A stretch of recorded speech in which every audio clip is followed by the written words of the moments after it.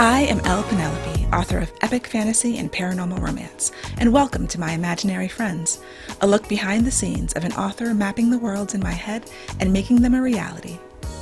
Hello friends, today is Saturday, November 23rd, 2019, and this is episode 42 of my imaginary friends. I'm Leslie. So episode 42. It just happens that this week I saw something that I shared on my Tumblr, which goes to the Footnotes newsletter, if you're subscribed to that. And it's about Hitchhiker's Guide to the Galaxy. And so if you're not familiar, the book by Douglas Adams has that the true meaning of life, the universe, and everything is 42.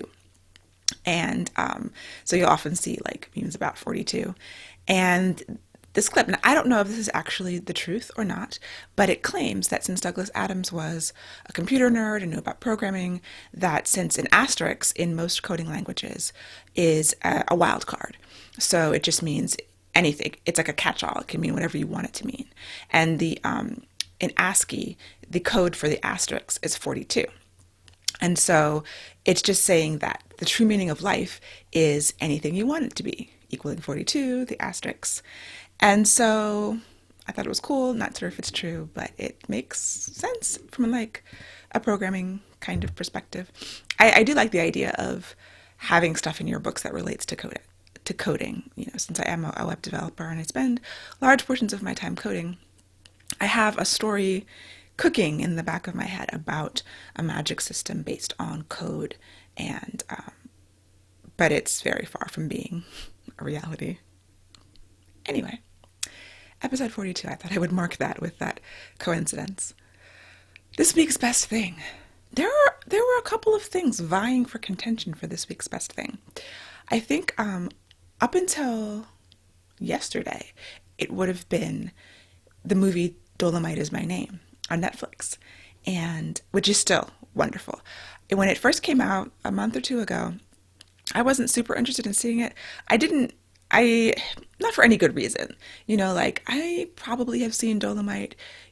I went to film school and we did a whole blaxploitation thing. So I saw a lot of blaxploitation movies, but I just don't remember. They're all so insane and Dolomite is one of the more insane ones.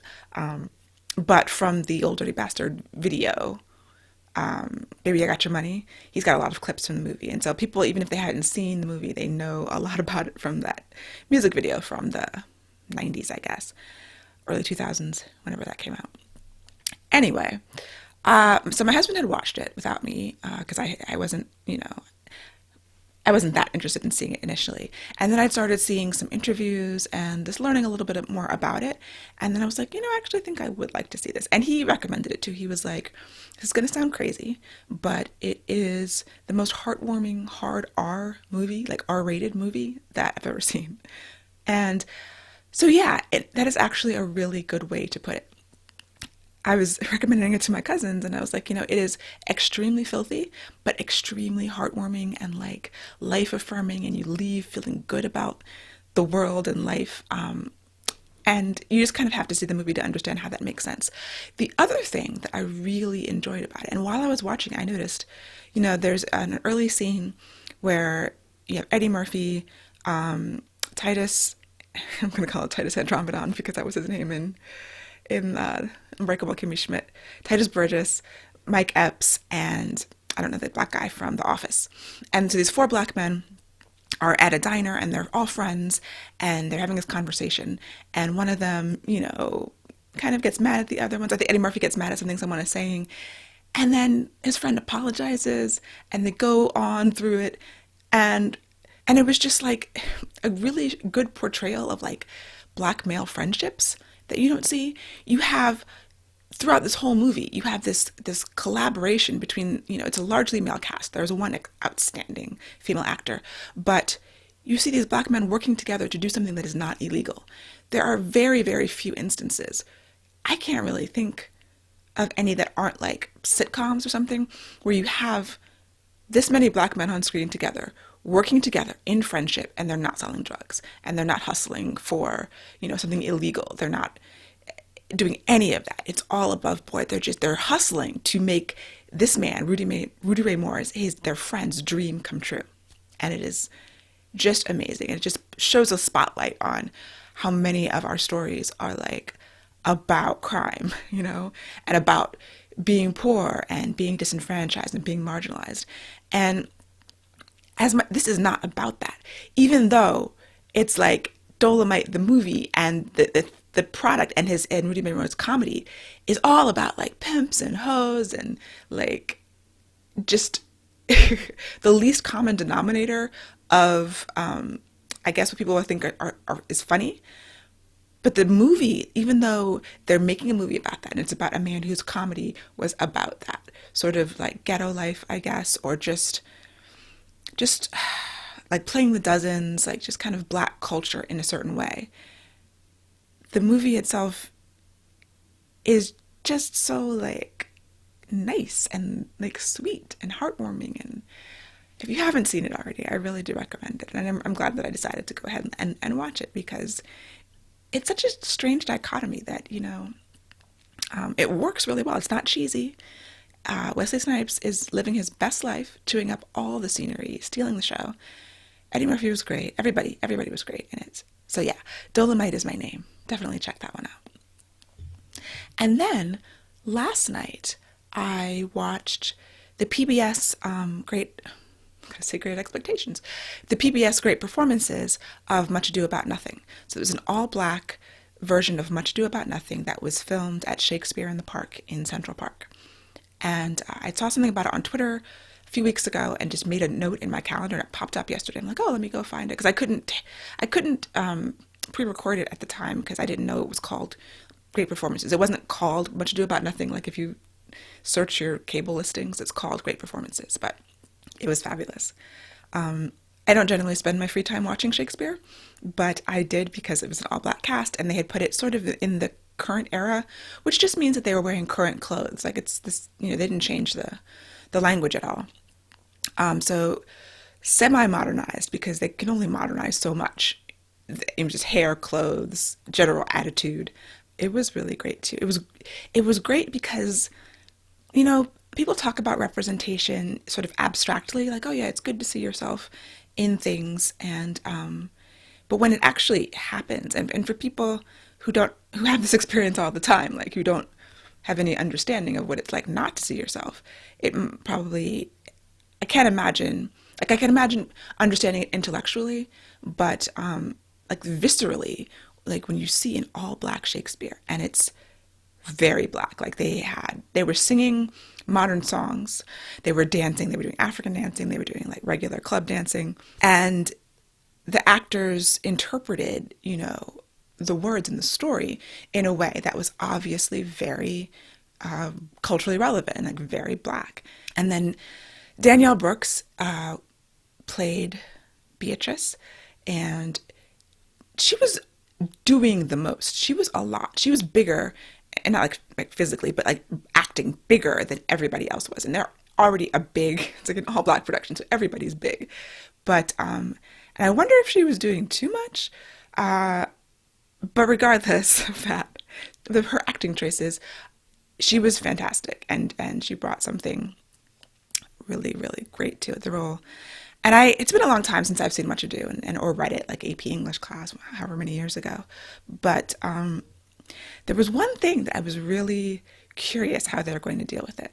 So it's like spoilers for Shakespeare, but it actually spoiling how this production deals with a certain thing. So if you plan to watch it and don't want to have any sort of spoilers, skip ahead like 1 minute, and I'm going to spoil how they deal with this and then come back. Okay, so in Much Ado, we have Claudio and the hero, and Claudio falls in love with her, and on their wedding day, he stops the wedding because he's been tricked into believing that she had cheated on him. And he does it, he stops the wedding in this horrible way. He actually pushes her down, and she's crying, and he accuses her of cheating on him, and he's been tricked by the villain. And so I was like, how are they going to get around this? Like, they're going to get together at the end. And so they do. But this is an all black cast. And like, I was wondering, are they going to do anything? Or are they just going to be like, oh, it's Shakespeare, she just takes it back because she has to. But they didn't. And what happens is when she lifts up the veil at the end and he realizes she's still alive because he's been made to think that she died, uh, you see her, I can't remember if she had any lines, but she punches him in the face and then she kisses him. And that is how she takes him back. She punches him in the face. And it's great. Yeah, I highly recommend it. So I'm going to give Dolomite Is My Name This Week's Best Thing with an honorable mention for Much Ado About Nothing on PBS.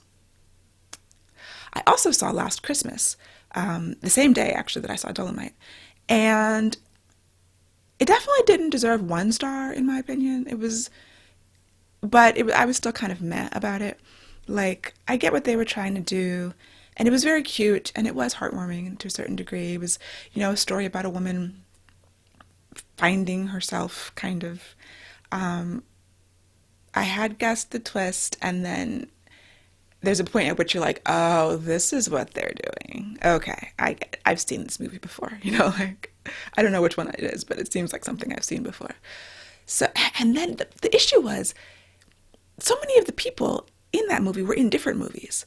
Like, there were these 2 cops who were like, I'm going to say they're like Laurel and Hardy, even though I've never seen Laurel and Hardy. But they're kind of like bickering in their own little thing. There was this like German guy who falls in love with Michelle Yeoh. And they're in their own movie. Emma Thompson's in a completely different movie than everybody else, as far as I was concerned. So it was just like a lot of different things tonally that were happening, where they were trying to mix a lot of comedy in something that wasn't that funny. So overall, it was a meh for me. All right, a very long, drawn-out movie review segment. Writing update. Trying to get back on track after having some issues. I did try the technique that I talked about last week, wherein I haven't, since I haven't been feeling like writing. At the beginning of my writing session, I chose a short story. So I chose one from the Dark Matter anthology that has been on my shelf for almost 20 years. And Octavia Butler has a story in there. And so I haven't read it in almost 20 years. And so I opened the story and I started retyping it. And I type about 3 pages a day or so. So it's taking me forever to get through this short story. And I'm not done yet. But it really does work. And I am as surprised as anyone else. It's really interesting. So when you're retyping work is very different than rereading it because, you're physically interacting with the work. And so I'm noticing all kinds of interesting things. I'm noticing her paragraphs and the lengths. Like, she has fairly long paragraphs. I tend to have short paragraphs. I have no idea, honestly, how paragraphs are supposed to happen. Like, I know it's the pacing and the length of the paragraph has to do with the pacing. Shorter paragraphs, feels like you're reading faster. With longer paragraphs, things feel like they're going slower. I understand the theory of paragraphing, but in practice, and then, English class, oh, new ideas, a new paragraph. My paragraphs are almost random. Like, not quite, but you know what I mean? Like, but I feel like in looking at and kind of doing this deep study on this one short story and seeing how long her paragraphs are in this story, I feel like I'm learning something. She also uses a lot of M dashes, which I also use. There was a tweet about M dashes that I saw. It was kind of like, someone was like, oh, whenever you have an M dash, ask yourself whether or not it could be a period. And this girl retweeted was like, no, I will not. And I was like, me neither. I love M dashes. I don't think they need to be periods. Like, a good M dash just really spices things up. And yeah, so looking at her word choice, like as I'm retyping it, I'm seeing her dialogue tags. These are things I think about when I'm polishing. Am I using too many dialogue tags, too few? Are people getting confused? I do a lot of, interspersing actions in the dialogue, so I don't have to always say he said and she said. Have a line of dialogue and he sips his tea, and then so you know who's talking. She seems to do that less, at least in the story. So all these kind of little tiny writerly things that you can really focus on when you're not necessarily reading the story just to read it. You're actually transcribing it and retyping every word. Things pop out at you. So it's a great way not just to get into the mood of writing, because I'll follow that thought up in a second. It's a great way to analyze, like a master storyteller and their, in detail with every little thing that they're doing. But the stated purpose of the activity is to get myself in the mood of writing, which it also does because they're not my words. I don't have the pressure of thinking them up, but I do have the body connection, the mind-body connection of typing. And so I'm just reading and typing. And then when I'm done my 3 pages or so, I find like a decent stopping place. I put a little sticky flag in the book and put it back on my shelf. And then I go into whatever writing I'm supposed to be doing for that day. And it has been working. When I sit down and push myself to do it,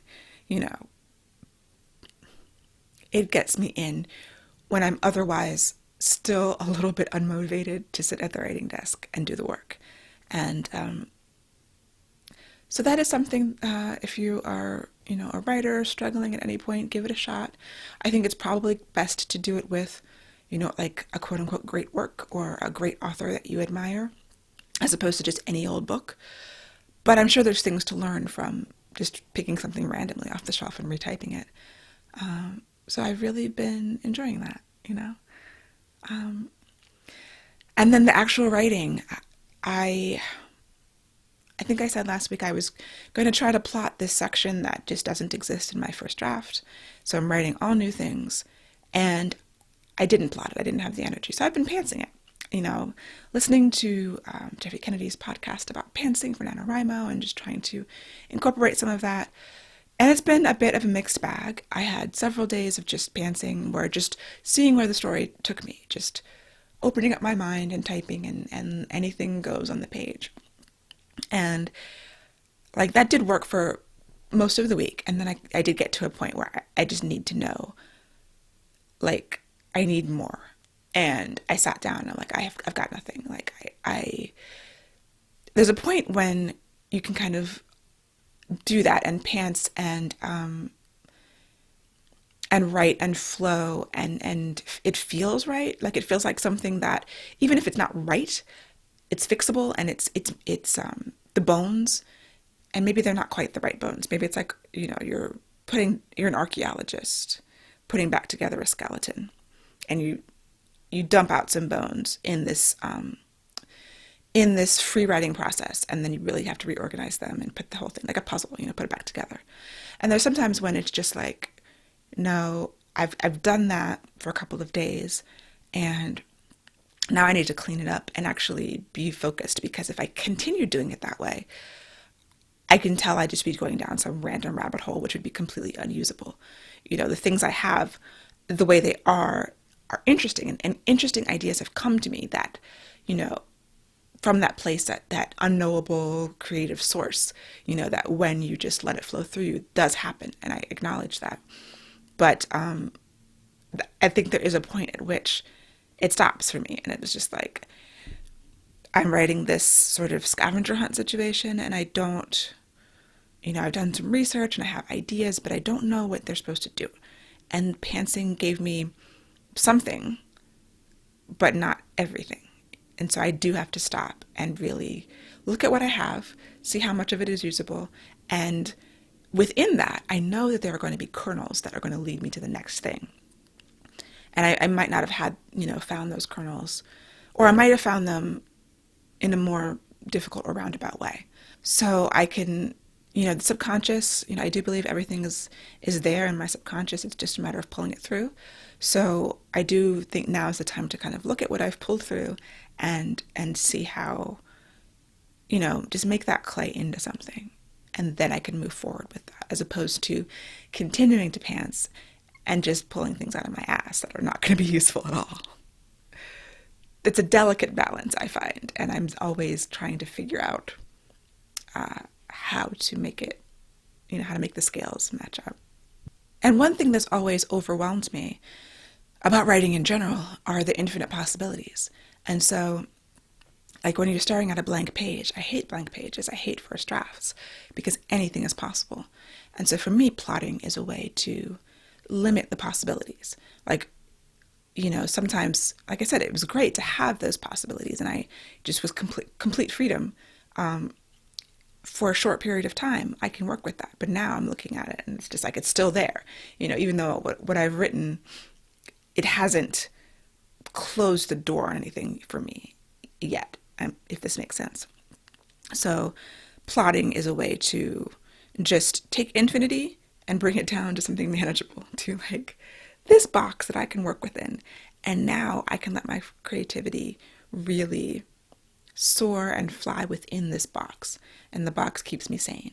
And the box keeps me from just going down crazy trails and that I can't see the end of, and that might not have an end, and that might not connect back onto the main pathway that I need to be on. Focusing the creativity has a time too, and I have come to that time. But once again, the energy and I'm still in a kind of a struggling period. I'm a little bit low energy today because I just woke up from a nap because it's just been, it hasn't been that tough of a week. I had a funeral, a memorial service yesterday. My uncle passed away a few months ago, and so yesterday we had the memorial service, and so being in a highly emotionally charged environment with a lot of people has just been taxing on my introversion, and so I was very tired today, and there's always going to be some reason why I'm tired. There's always going to be something not quite right in the world, which is why I have to keep showing up, to the writing desk and doing the work no matter what. It can't all be about if I can only write when I'm feeling great and inspired, then I won't have any books, like I have to wait for whatever days those are. And that's just not reasonable for a professional writer on deadlines and who wants to produce and wants to, do things and be reliable and just have books out regularly. So I really am working on, as the holidays are coming up and they're going to be difficult too, I just have to kind of get a handle on this and just put these processes put these processes into place that will help me get the work done. I did do the cover reveal of the new novella in my Facebook group. I meant to send it to my newsletter this week, which did not happen. So that might happen Monday.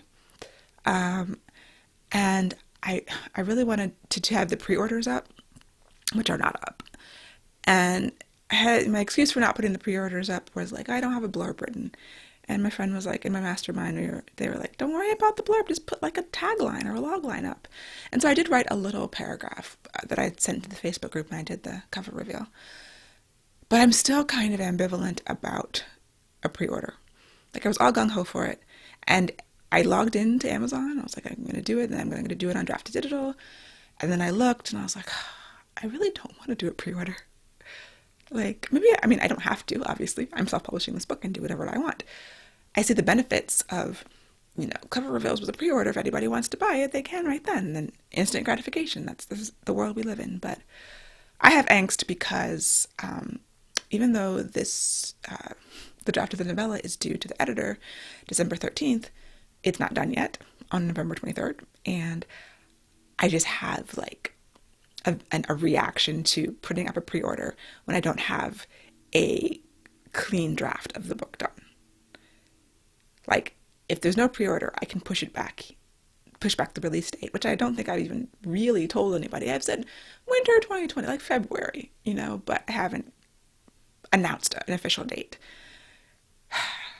And it'll be really hard for me to do that before I have a draft that I feel really good about. And I do not feel good about the draft at the moment. I do feel like December 13th, I'll feel good about it because it's short. It's 25 to 30,000 words, and I'm almost halfway through a draft I feel good about, but I'm still too close to everything, and I don't have the time to step away from it, in the schedule to step away from it for a few weeks so that I can come back fresh and really evaluate whether it's good. So I'm at the point where I'm deep in my head in both the novella and book 4 that I'm working on, and I'm at that point where everything sucks. Like everything I write is trash and sucks, and I know that I will get on the other side of that and have more clarity in the future. But right now, I don't have that clarity. And so I'm unreliable, and I do not feel comfortable putting out the pre-order. So maybe I just won't. Maybe I'll just be like, here's the cover, it's coming, and you can buy it when I put it out. Maybe I'm just not a pre-order person. Like, when it's on me and it's not on the publishing company, I know I can do it in a timely manner, but I don't feel good about it right now. So maybe I should just honor that and take the pressure off myself that I have put on myself to do a pre-order in the first place, just because I think it's a good idea, but I'm having issues with it. So in that vein, there was a great article from K.M. Weiland on helpingwritersbecomeauthors.com about overcoming fear as a writer and embrace your profound courage. She says, sometimes we want to give up. Sometimes we do. Sometimes publishing one more book, even one more post, putting one more piece of ourselves out there to be judged seems too hard. Sometimes just the writing itself is too hard. The discipline of putting one word after another, the rawness of facing our own inadequacies on every page. But we keep writing. And then she says, I cannot choose to be fearless, but I can choose to be brave, and so can you. And yeah, that's kind of, not wanting to put a pre-order up is all about fear. It's fear that I won't finish on time, that if I do finish on time, it'll be bad, that even if I finish on time, it's not bad, it won't actually be good. I don't know, there's all these fears involved. And, all of this is sharing pieces of ourselves with the world and facing the judgment. And even though I don't read reviews exist, and I put it out there for public consumption, and they do kind of trickle back, anyway, even though I try not to read them. So lots of stuff going on, lots of being in my head and trying to get outside of my head in order to get things done. So that is basically where I'm at right now. I am getting ready for Thanksgiving, not at my house. I think might have been my turn. We kind of, the people who are able to have a lot of people in their home, in my family, rotate Thanksgiving. And this year everyone was like, well, who's doing it? And I had done it 3 years ago when we first moved in to this house. But this year I was just incapable of pulling myself together to host Thanksgiving.